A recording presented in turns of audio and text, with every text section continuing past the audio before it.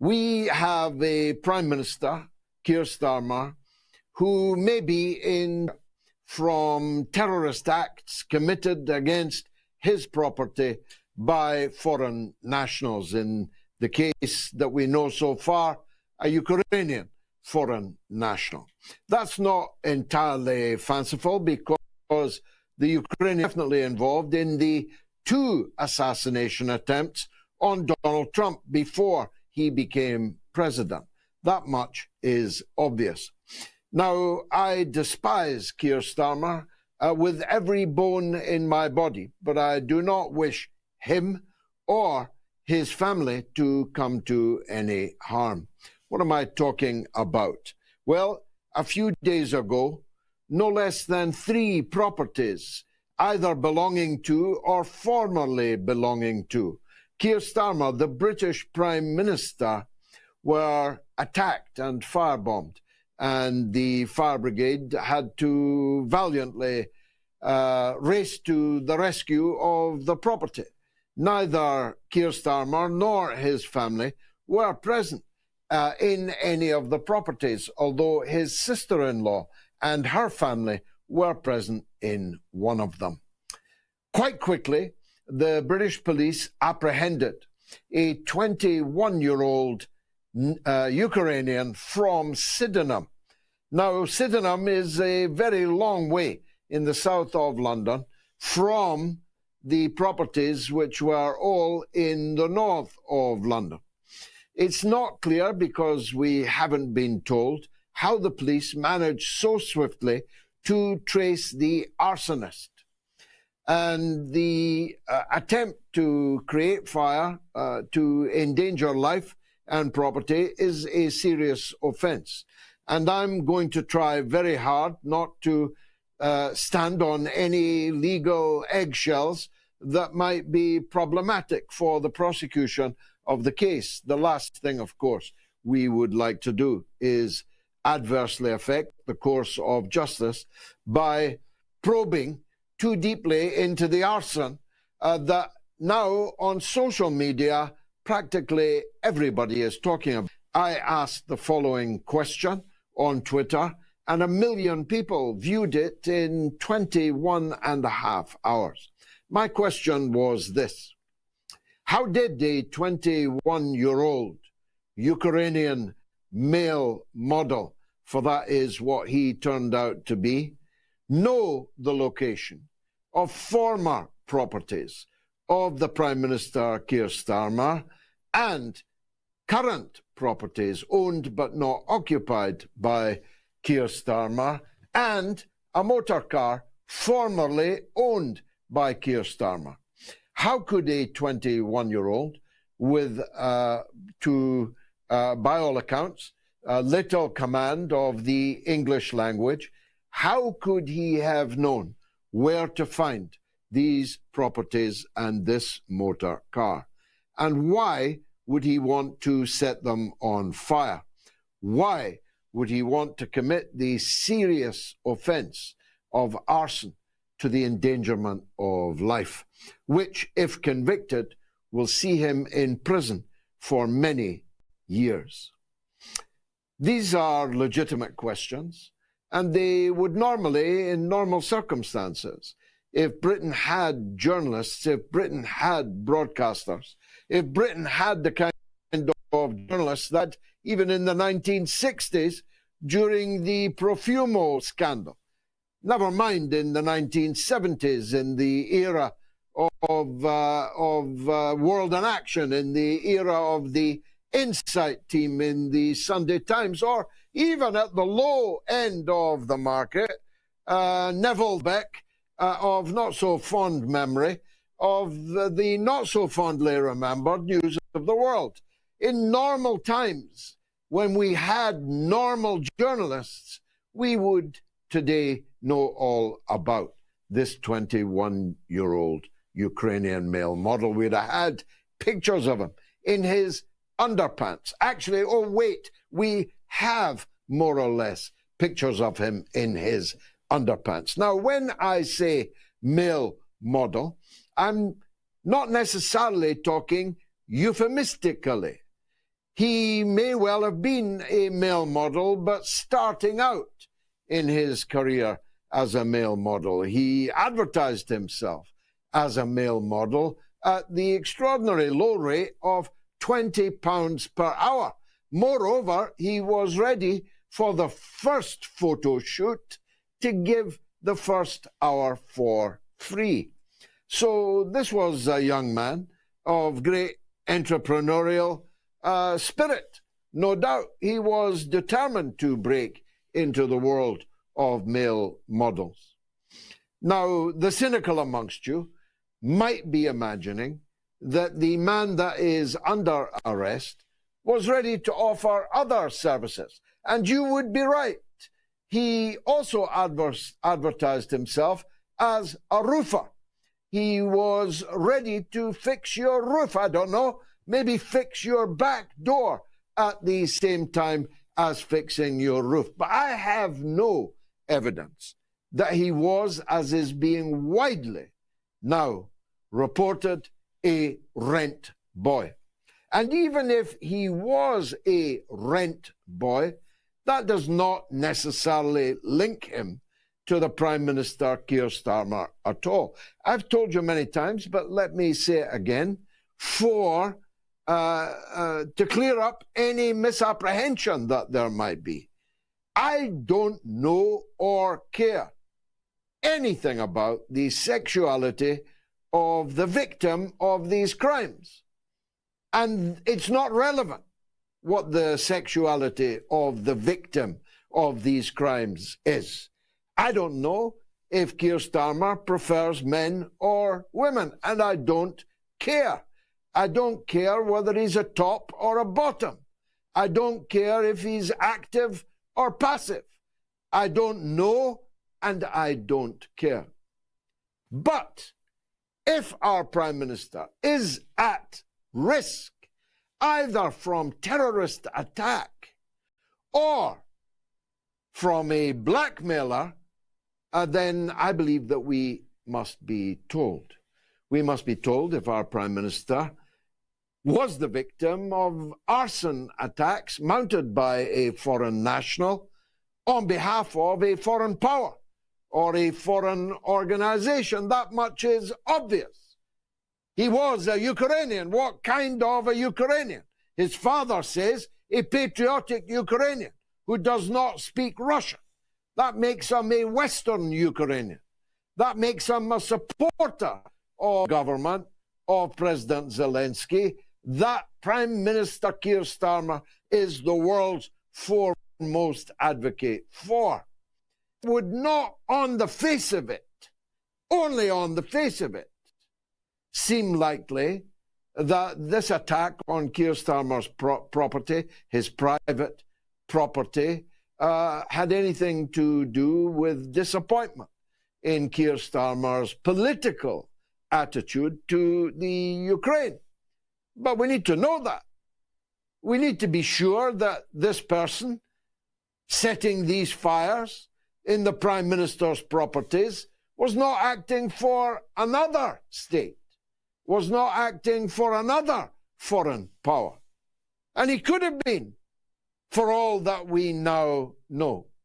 He could have been acting for the Russians. He could have been acting for the Israelis. He could have been acting for Ouagadougou. He could have been acting for organized crime. We don't know, and that is the point.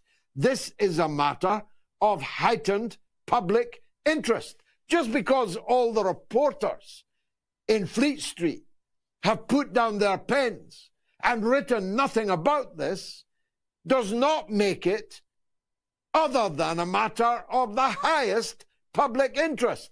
Just because the mainstream television has not broadcast any of these questions does not make it other than a matter of the highest public interest. And of course, if our Prime Minister has left himself open to blackmail, well, arguably, we need to know that even more. Because if any minister, Keir Starmer or any Prime Minister, has left himself open to blackmail. That means our country and its interests are open to blackmail. How could we know that a particular course of policy, either domestic or foreign, had not been influenced by a prime ministerial vulnerability to blackmail? So I think the country needs to be told. And on the face of it, we have a mystery here that simply must be addressed. How did a 21-year-old Ukrainian male model know the address of properties owned by Keir Starmer in the 1990s? How did he know the identity of a motor vehicle which has not been owned by Keir Starmer for some years? These are vitally important questions. And millions of people who have responded to me on social media demonstrate amply that these are matters of public interest. And so, who's going to answer them? I call on the Prime Minister to make clear if he knows or has ever met the individuals who have been arrested for alleged arson attacks on his property. I want to know if the Prime Minister knows them. I want to know what the Prime Minister knows and when he knew it. I don't want to be the George Whig in this picture.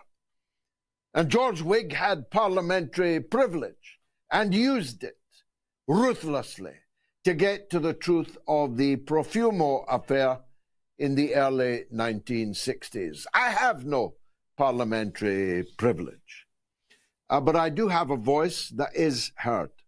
And so I'm asking on behalf of, I believe, a substantial section of the British public and the international community at that. Did Keir Starmer ever meet the 21-year-old male model now under arrest and charged with arson attacks against his property, current and former? Now, I mentioned a significant new fact that emerged last evening, which is that a second man, this time not 21 but 26, a 26-year-old man was arrested by police at Luton Airport, where he or she, or however they identify, was seeking to board a plane. We have no idea of the identity of that 26-year-old man, even though it caused quite a kerfuffle at Luton Airport when they were arrested. We deserve to know. It would be significant to know. For example, if the person arrested, the 26-year-old man, if he was a Ukrainian. It would be important to know if he was a male model. It would be important to know if he was in any way connected to organized crime. It would be important to know if he was seeking to fly, I don't know, to Russia or to Israel or some other place. It's normal in Britain for the basic identity of people arrested in a high-profile swoop on one of Britain's great airports. It would be normal for basic biographical details to be released. At least the person's name. At least the person's nationality. And sometimes the person's occupation. That would be normal. And then we would have to wait to see if they were charged. And if charged, then we would have to be careful when discussing their subsequent trials. But in fact, no information has been released and no reason has been given as to why it has not been released. And again, I say, this time to the Metropolitan Police and to the Home Secretary, that she has an obligation, given all of the foregoing, given all of the circumstances surrounding this matter, she has an obligation to set our minds to the extent that they can be set at ease by releasing this basic biographic information. And in the absence of it, we're all forced to speculate. So I'm speculating that this is another Ukrainian. Luton Airport flies to Eastern Europe. I'm speculating it's another male model, or another roofer, or another whatever a door fixer is. That's what I'm speculating. I can only speculate because I've been given no information. But if my speculation were to be correct, then this would be a very grave matter indeed. All we'd need is a walk-on park by a Great Dane dog, and I don't know, Keith Vaz to pop up in the corner of the screen. It would be a situation last seen in the case of the Right Honourable Jeremy Thorpe, the leader of the Liberal Party, back in the 1970s. It would be a situation not that far distant from the Christine Keeler, John Profumo affair, involving individuals at the lower end of societal life, if you'll forgive me.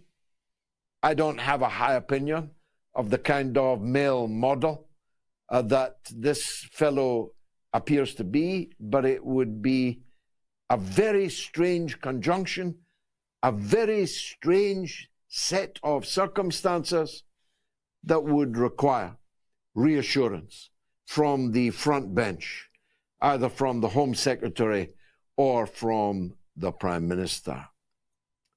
Now, I don't care if the Prime Minister survives all of this. I believe that the Prime Minister should demit office for just about every reason bar this. I'm not calling for Keir Starmer's resignation because his former houses got firebombed by a 21-year-old Ukrainian male model. He may be entirely innocent in that regard, as might the 21-year-old Ukrainian male model. After all, every man, woman is innocent in Britain until they are proven guilty. I want Keir Starmer to demit office because of his relationship with another Ukrainian. That Ukrainian, President Zelensky, as he calls himself and is called by the tame, subservient Western media incessantly, when he is not, of course, President Zelensky. His presidential term long ago expired. Whatever he is, he's not President Zelensky, but our Prime Minister seems to have an unusually close relationship to him.